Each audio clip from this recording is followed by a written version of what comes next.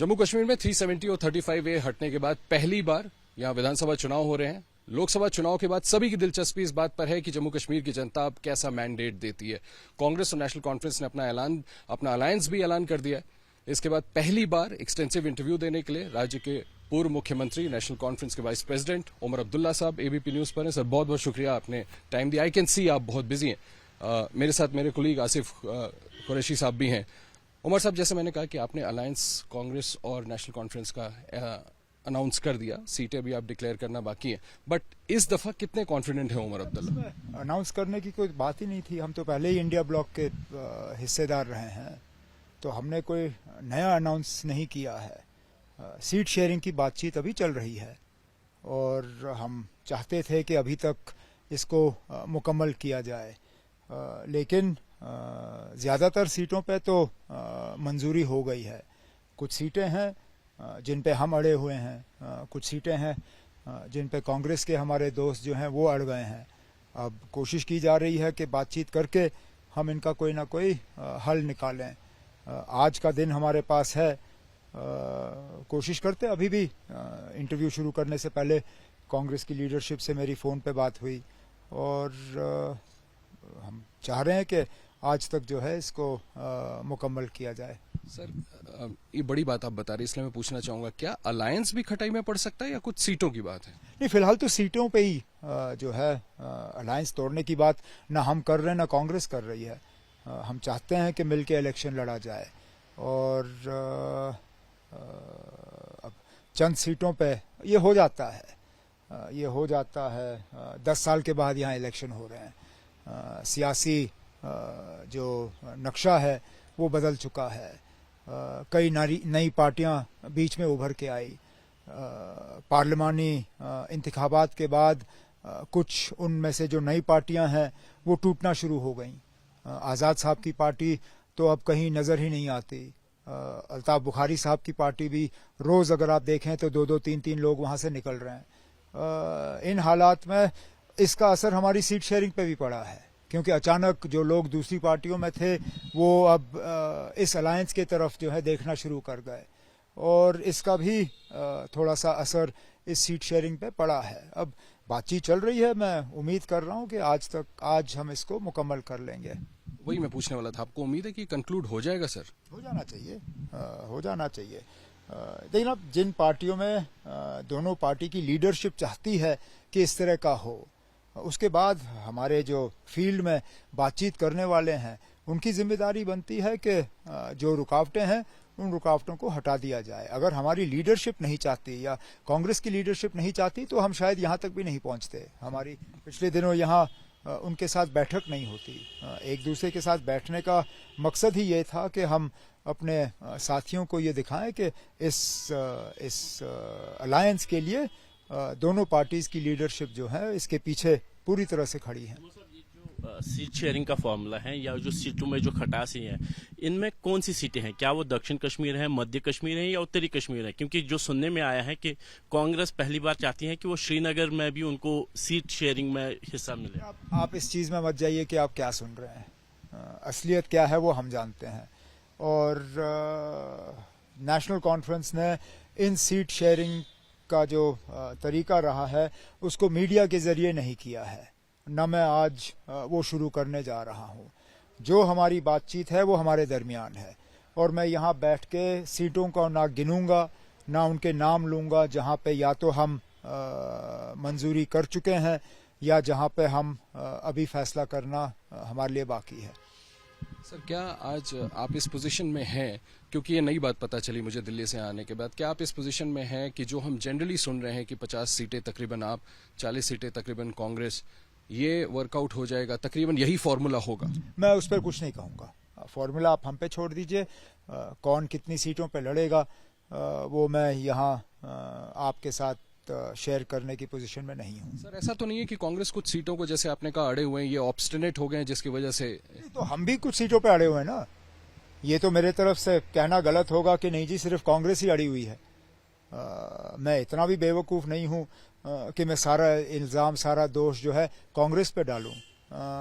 कुछ सीटों पे हम भी अड़े हुए हैं और अब करेंगे आहिस्ता आहिस्ता, इसको हम ठीक कर लेंगे। अगर बिल्कुल ये कि जब कांग्रेस अध्यक्ष मल्लिकार्जुन खड़गे और राहुल जी यहाँ पे आए थे तो एक मीटिंग शेड्यूल थी जिसमें फारूक साहब और राहुल गांधी और मल्लिकार्जुन की मीटिंग होने वाली, लेकिन वो मीटिंग नहीं हो पाई।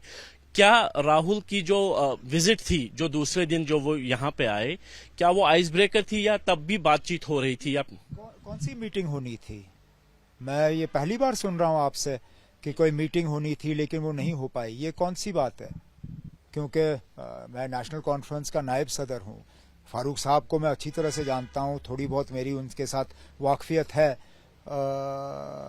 ऐसी कोई मीटिंग खड़गे जी और राहुल और फारूक साहब के दरमियान तय नहीं की गई थी।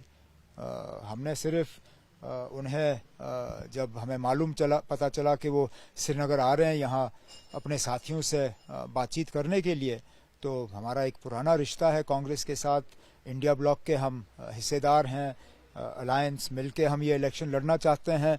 हमने उनसे गुजारिश की कि आएँ, हमारे साथ एक चाय का कप पिएं और जम्मू कश्मीर की सियासी सूरत हाल पे हम बात करें।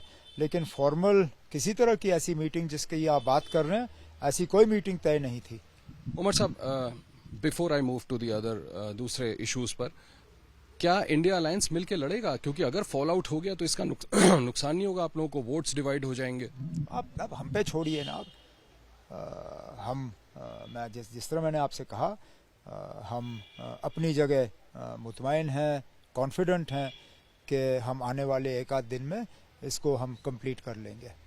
सर, पीडीपी इसका हिस्सा क्यों नहीं है? आप लोग पहले गुपकार अलायंस में थे, ठीक है, लोकसभा में आप लोग साथ नहीं थे, लेकिन मुझे याद है पिछली दफा जब महबूबा मुफ्ती का मैंने इंटरव्यू किया था तो उन्होंने मुझसे कहा था कि मैं उम्मीद कर रही थी कि एक गार्जियन के तौर पे डॉक्टर फारूक अब्दुल्ला मुझसे बात करते तो चीजें सुलझ सकती थी। इस दफा भी क्या कोई आउटरीच नहीं किया गया? उनको छोड़ देना, इंडिया अलायंस तो यहीं टूट गया ना सर?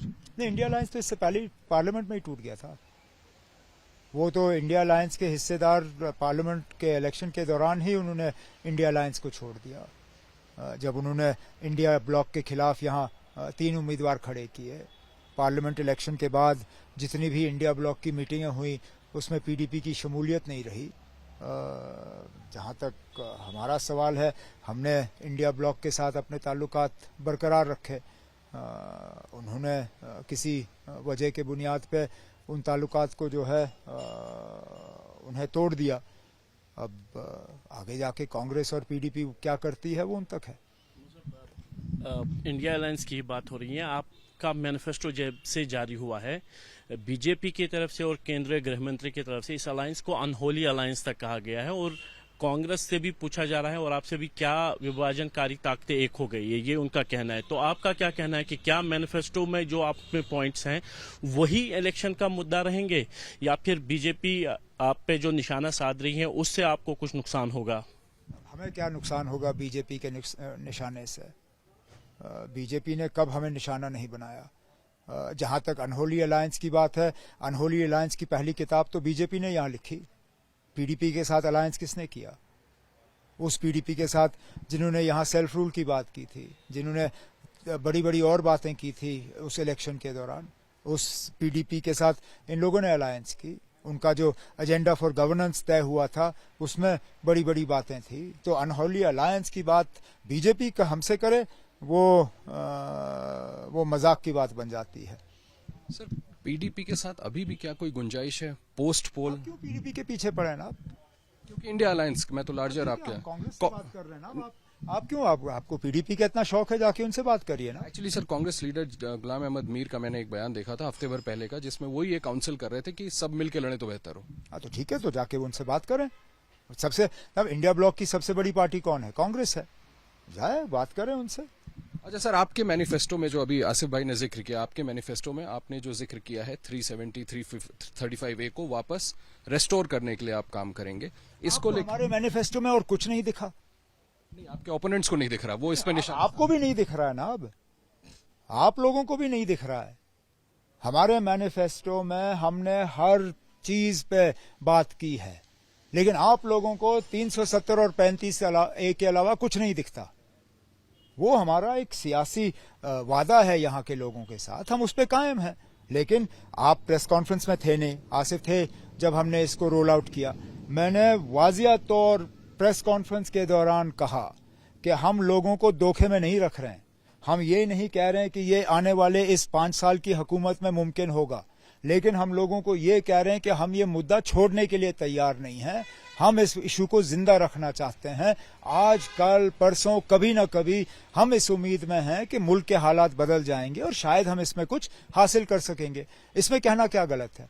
क्या बीजेपी ने इन मुद्दों को 20-30 साल जिंदा नहीं रखा?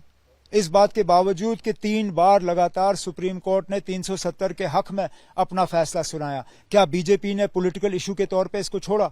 नहीं छोड़ा। जब लगातार दिल्ली में उनके अलायंस की हुकूमतें बनी वाजपेयी साहब के दौर में, क्या उस वक्त उन्होंने मंदिर का इशू छोड़ा? नहीं छोड़ा। उन्होंने कहा ये हमारा पॉलिटिकल इशू है, हम इसको जिंदा रख रहे हैं। हम भी ना अलायंस के तौर पे इलेक्शन लड़ रहे हैं, लेकिन हमारा हक है कि हम अपना पॉलिटिकल इशू जो है जिंदा रखें। लेकिन वो लोग जो कहते हैं कि नेशनल कॉन्फ्रेंस सिर्फ एक मुद्दे पे यहां इलेक्शन लड़ने की कोशिश कर रही है, यहां के लोगों के साथ धोखा कर रही है, मुल्क के लोगों को झूठ बोल रहे हैं। हमने कोई ऐसा इशू जम्मू कश्मीर का नहीं है जिसको हमने अपने मंशूर में टच नहीं किया हो। आपके मैनिफेस्टो की ही बात है कि जो भी मुद्दे आपने उसमें उठाए हैं, क्या आपको लगता है कि एक यूटी के तहत आप वो सारे जो भी आपने वादे किए हैं पूरे कर पाएंगे? क्योंकि यूटी का स्टेटस आपको पता है, पूर्ण राज्य का दर्जा पहले मांगते कि पहले हो जाए, उसके बाद इलेक्शन होंगे। लेकिन क्या आपको लगता है कि वो वादे पूरे कर पाएंगे आप, अगर आप यूटी में भी सरकार बनाने में कामयाब होते हैं? कई सारे ऐसे वादे हैं जो यूटी में भी हम पूरे कर पाएंगे, लेकिन हम इस चीज को तस्लीम करने के लिए तैयार ही नहीं है कि जम्मू कश्मीर यूटी ही रहेगा।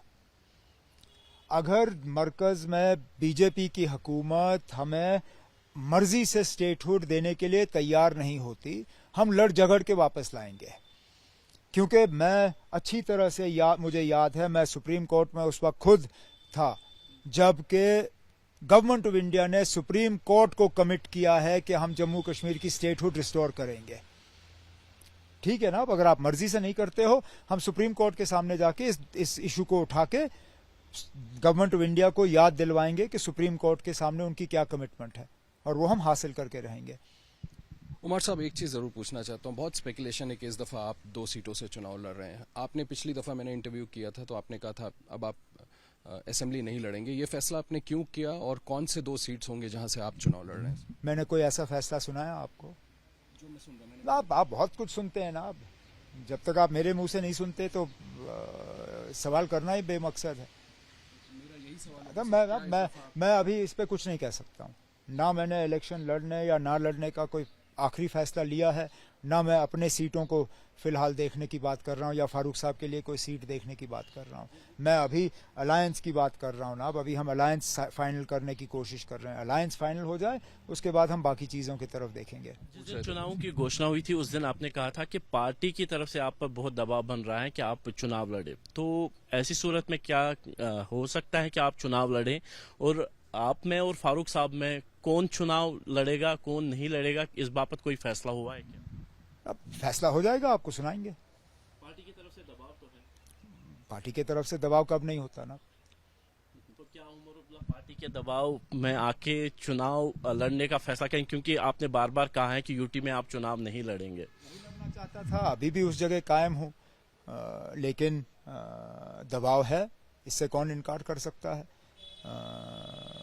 अब देखें, बात करेंगे। सर, बीजेपी जो इस दफा डिलिमिटेशन के बाद गुंजाइश तलाश रही है सरकार बनाने के लिए, उसको आप कितना प्रबल चुनौती मानते हैं, चैलेंज मानते हैं, और आपको नेशनल कॉन्फ्रेंस की कैसी परफॉर्मेंस की उम्मीद है इस दफा? डिलिमिटेशन के बाद पार्लियामेंट इलेक्शन में बीजेपी की वोट शेयर घटी। मंदिर और 370 और इन सब चीजों को लेने के बाद भी बीजेपी जो है उनका मार्जिन जम्मू और उधमपुर दोनों सीटों में उनका मार्जिन कम हुआ। ऐसे हालात में मैं बीजेपी को इतने स्ट्रांग पोजीशन में नहीं देखता हूं जितनी स्ट्रांग पोजीशन में बीजेपी शायद ये प्रोजेक्ट करने की कोशिश कर रही है या दिखाने की कोशिश कर रही है। हकीकत ये है कि बीजेपी अपनी मर्जी से ये इलेक्शन नहीं करा रही है। उनकी अगर मर्जी चलती तो शायद ही यहाँ इलेक्शन होते। वो पिछले 5-6 साल से इलेक्शन से भाग रहे हैं। ये इलेक्शन उनके लिए मजबूरी बनी क्योंकि सुप्रीम कोर्ट का आदेश है। सुप्रीम कोर्ट ने कहा कि 30 सितंबर से पहले पहले यहाँ इलेक्शन मुकम्मल होने चाहिए। अगर सुप्रीम कोर्ट का ये हुक्म नहीं जारी हुआ होता शायद ही यहाँ इलेक्शन होते, क्योंकि बीजेपी को मालूम है कि जम्मू में उनकी हालत कुछ ठीक नहीं है। सर, उमर अब्दुल्ला साहब को क्या लगता है कि कौन से मुद्दे सबसे ज्यादा प्रभावी होंगे सर, जिस पे कश्मीर की जनता, चाहे जम्मू हो चाहे जम्मू वैली हो, यहाँ पर लोग निकल के वोट डालें? हम अपने मंशूर पे इलेक्शन लड़ेंगे। हम अपने मंशूर में जो हमने लोगों के साथ वादे किए हैं जम्मू कश्मीर को लेके, जम्मू कश्मीर की बेहतरी और तरक्की को लेके, हम उस पर लड़ेंगे। और ये सारे अहम मुद्दे हैं। आपको उम्मीद है कि लोग इस पे भरोसा? लास्ट टाइम मैं आपसे बात कर रहा था, आपने कहा था बीजेपी पोलराइज करने की कोशिश करती है। आपको लगता है कि इस दफा उसका असर नहीं होगा? चुनाव, ये कैंपेन शुरू होने दीजिए, देखते हैं कितना असर होगा। मतलब पिछला जो लोकसभा चुनाव हुआ था, एक इंजीनियर रशीद की वजह से नॉर्थ कश्मीर में एक अनएक्सपेक्टेड वोटर टर्नआउट भी हुआ, एक अनएक्सपेक्टेड रिजल्ट भी था, जिस ज्यादातर जो पंडित थे वो उम्मीद नहीं कर रहे थे। क्या आपको लगता है कि अभी 28 तारीख को जो है इंजीनियर्स की जमानत पे फैसला आना है, अगर रिहाई होती है तो जमीन पे कुछ असर पड़ेगा नेशनल कॉन्फ्रेंस को, खासतौर पर उत्तरी कश्मीर में? अब अदालत का फैसला आने दीजिए, फिर देखते हैं क्या असर पड़ेगा। आज बैठ के कौन तय कर सकता है कि असर पड़ेगा या नहीं पड़ेगा। ये सही है कि उनकी पार्टी जो है पिछले इलेक्शनों के मुकाबले इस बार ज़्यादा सीटों पे उम्मीदवार उतारने की बात कर रही है। उसका कितना असर पड़ेगा इलेक्शन में, उसका अभी शायद कोई उस पर कोई नंबर लगाना या उस बात का असेसमेंट करना वो शायद मुश्किल होगा। सर, अगर मैं आपसे एक नंबर पूछूं, कोई आपको लगता है कि कांग्रेस नेशनल कॉन्फ्रेंस का अलायंस जो है वो कम से कम इतनी सीटें पाके सरकार तो बनाएगा? अब नंबर फिर मजाक बन जाता है। हम अभी 400 पार भूले नहीं, 370 भूले नहीं। मैं नंबर नहीं दूंगा ना, मैं इतना ही कहूंगा कि हुकूमत हमारी होगी। हुकूमत आपकी होगी, इसको लेके आप कौन? हुकूमत हमारी होगी। सर, उमर अब्दुल्ला, क्या are you also open to post poll alliances? Engineer Rashid की बात कर रहे थे, दूसरे पीडी। हम प्री पोल जो है वो उसको सील कर रहे हैं। आप पोस्ट पोल पे अपनी गाड़ी लेके जा रहे हो, हमें तो प्री पोल की गाड़ी चलाने दीजिए ना। पोस्ट पोल की बात ही क्यों कर रहे हैं जब हम प्री पोल पे कर रहे हैं? हुकूमत आपने कहा आपकी बनेगी, चीफ मिनिस्टर उमर अब्दुल्ला होंगे? नतीजे निकलने दीजिए, फिर बात करेंगे। ये जिम्मेदारी, हाँ जी। नतीजे तो बात की बात है, लेकिन जो उम्मीदवारों को लेके एक असमंजस सा बना है, सीट शेयरिंग भी हो चुकी है कुछ सीटों को छोड़ के, उम्मीदवारों की लिस्ट कब आएगी ताकि ये फैसला साफ हो जाए कि कौन कौन मैदान में है? नेशनल कॉन्फ्रेंस भी इस पर देरी कर रही है, टाइम इतना बचा नहीं है पहले फेज के लिए। अफसोस की बात यह है कि इलेक्शन कमीशन ने भी हमारा काम आसान नहीं किया, ये जानते हुए कि इस हफ्ते 3 छुट्टियां हैं। उन्होंने इलेक्शन का शेड्यूल ऐसा निकाला जिसमें कि 3 दिन अब पेपर फाइल नहीं किए जा सकते, और इसके लिए कोई मतलब वाया मीडिया नहीं निकाला जा रहा है। आज का दिन जाया, कल का दिन जाया, परसों का दिन जाया। अब आप 7 दिन देते हो मैंडेट फाइल करने के लिए, जिसमें कि 3 दिन छुट्टियां होती हैं, और आप हमसे कहते हो कि छुट्टी के दिन हम काम नहीं करेंगे। तो फिर या तो आप 3 दिन बढ़ाइए, या फिर आप कम से कम जो आखिरी दिन है ट्यूसडे का, जिसपे 3 बजे की आप पाबंदी लगाते हो, कम से कम उस पाबंदी को तो आप बढ़ा दीजिए। आप 3 दिन छुट्टियां मना रहे हो और फिर वक्त इतना ही रखते हो इलेक्शन के लिए। अगर हमारे ऊपर ये 3 दिन की छुट्टी का बोझ नहीं होता, हमने शायद 1 दिन पहले ही रिजल्ट जो अपना लिस्ट जो है जारी किया होता। अब क्योंकि हमें मालूम है कि इन 3 दिनों में हम अगर लिस्ट जारी करते भी हैं तो ना हम कागज ला सकते हैं, ना हम कोई एनओसी ला सकते हैं, ना हम बैंक अकाउंट खोल सकते हैं, वो जीरो बैलेंस वाला जो हमें खोलना है। अब जो कुछ होगा ट्यूसडे को होगा। तो कुछ हद तक इलेक्शन कमीशन ने भी आपके लिए ये जो है ये दिन रखे हैं, जिसपे कि कुछ करना हमारी कोई मजबूरी है नहीं। हम अगर चाहें तो मंडे को लिस्ट निकालेंगे और ट्यूसडे को फाइल करेंगे। उमर साहब, मैनिफेस्टो पर मैं आपको वापस लाना चाहता हूं। वो नेशनल कॉन्फ्रेंस जिसके बारे में आपने खुद का और हम भी जानते हैं, जिनके कई कार्यकर्ताओं, कई नेता टेररिज्म में शहीद हुए, निशाना बने, आपने फिर से अपने मैनिफेस्टो में पाकिस्तान से बात करने की बात की कि बात करनी चाहिए। एक ऐसा वक्त जब जम्मू में रिपीटेड टेरर अटैक्स हो रहे हैं, ऐसी कंट्री जो बार बार टेरर एक्सपोर्ट कर रही है और प्रेजेंट एस्टेब्लिशमेंट ने, प्रेजेंट गवर्नमेंट ने एक लाइन लिया हुआ है कि जब तक वो टेररिज्म पे कोई कार्रवाई नहीं करते उनसे बात नहीं करनी, ऐसे समय पर आपने ये बात पैरवी क्यों की?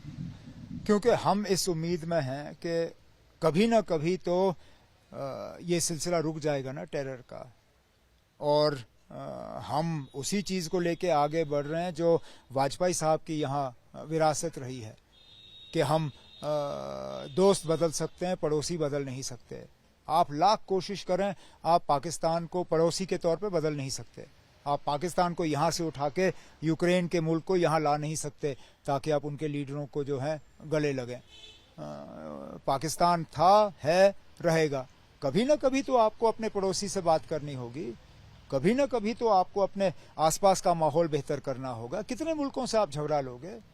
आज मालदीव्स के साथ आपके ताल्लुकात ठीक नहीं हैं, आज बांग्लादेश में आपकी हालत खस्ता है, पाकिस्तान के साथ आपकी हालत ठीक नहीं है, नेपाल के साथ आपकी हालत ठीक नहीं है, श्रीलंका में कभी पता नहीं चलता, कभी अच्छा कभी बुरा, चीन का वहाँ अच्छा खासा असर है, भूटान में तो चीन की लगातार कोशिश है कि इंडिया का इन्फ्लुएंस कम हो जाए और चीन का इन्फ्लुएंस बढ़े।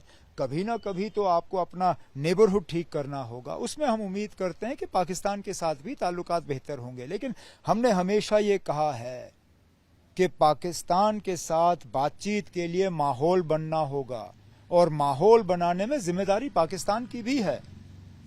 इस मुल्क की जो हमारे जो खर्चात हैं, हमारे जो डिमांड्स हैं, खासकर टेरर को लेके, उस पर कार्रवाई होनी चाहिए। लेकिन ये जमात, हमने कुर्बानियां दी हैं, लेकिन हमेशा बातचीत के हक में रहें, आगे भी रहेंगे। सर, एक आखिरी सवाल मैं करना चाहता हूं, उसके बाद अगर आसिफ भाई पूछना चाहें। आप you are seen a politician of the country also. Sir, ABP news ने, आपने देखा कोलकाता में जो हुआ है एक लेडी डॉक्टर के साथ, हमने कल एक बहुत बड़ा इन्वेस्टिगेशन किया उसमें ये पता चला कि जो हॉस्पिटल जिसका जिक्र हो रहा है, आई एम श्योर आपको पता होगा सर, उसके जो फॉर्मर प्रिंसिपल बड़ा डिक्टेटर की तरह चलाते थे और जिसके मन चाहे जिस तरह मन मर्जी का काम करते थे, और ये आरोप लगाया वहाँ के स्टूडेंट्स ने कि वहाँ की स्टेट गवर्नमेंट का उसको सपोर्ट रहता था, और हम देख रहे हैं कि वहाँ पर क्या हो रहा है। क्या ये चिंता का विषय है? इसको डील करना चाहिए जल्द से जल्द? देखना, मैं इंडिविजुअल केसेस पर नहीं जाऊंगा, मैं सिर्फ इतना ही कहूंगा कि ये बार बार कहा जाता है कि रेप केसेस जो हैं इनको पॉलिटिसाइज नहीं किया जाना चाहिए, इनमें सियासत नहीं होनी चाहिए, इनको जी सियासत से हट के इन पे बात होनी चाहिए। मैं तो कहता हूं कि इन पे सियासत होनी चाहिए। हमारे माओं की, बहनों की सिक्योरिटी जो है, ये एक पॉलिटिकल इशू बनना चाहिए, होना चाहिए, इस पे लड़ झगड़ना चाहिए हमें। हम क्यों ये मान के चलें कि हमारी माँ या बहन कहीं जाएं तो वो सुरक्षित ना हो, उनके साथ इस तरह का हो। ये आप किसी भी इंडिविजुअल स्टेट गवर्नमेंट पे आप कोई इस तरह का इल्जाम लगा नहीं सकते हो, क्योंकि इसमें हमाम में सब नंगे हैं। अगर वेस्ट बंगाल में हुआ है तो यूपी में हुआ है, अगर यूपी में हुआ है तो दिल्ली में हुआ है, अगर ममता बनर्जी की हुकूमत में हुआ है तो शीला दीक्षित की हुकूमत में हुआ है, अगर शीला दीक्षित की हुकूमत में हुआ है तो ये योगी आदित्यनाथ की हुकूमत में हुआ है। यहाँ कौन ऐसी पार्टी है जो इसमें निर्दोष है? सर, आपको भी लगता है नया कानून बनना चाहिए? ममता बनर्जी जी ने प्राइम मिनिस्टर को चिट्ठी लिख के मांग की है।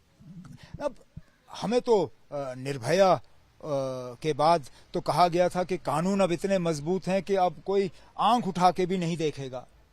आप फांसी भी दी, ये कहते हुए कि फांसी देने के बाद अब इस पे रोक लगेगी। कौन सी रोक लगी ना? अब जो हम सुनते हैं कि दिन में कोई 90 के करीब रेप केसेस होते हैं दिन में इस मुल्क में।